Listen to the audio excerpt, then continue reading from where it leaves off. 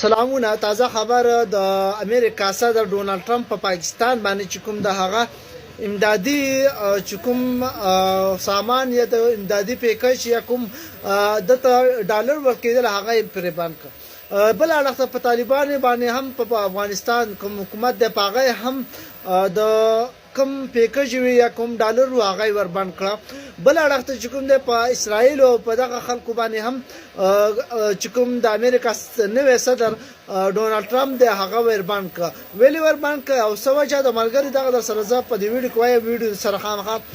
مخکې شیر کړئ دا ویډیو سره ریپوسټ کړئ وی سره ټویټ وکړئ دا اکاونټ سره فالو کړئ او لایک کمنټ دی ویډیو ته حتمان ورکړئ ډونالد ټرمپ ویلي چې کله هم داغه چې کوم واک هغه تر لاسه کړي نو هغه نه بعدي په هغه خلکو چې کوم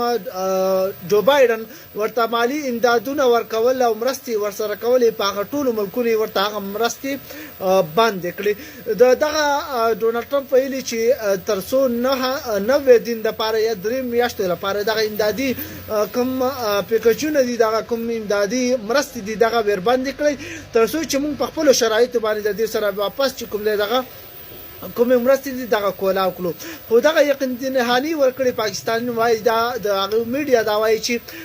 دغه یقین دهاني ورکړل شوی دی چې په پاکستان کې چې کوم امدادي مرسته ده بند کړي دا هغه به ډېر زر کولا او شیا دی چې پاکستان کې څو داسې کا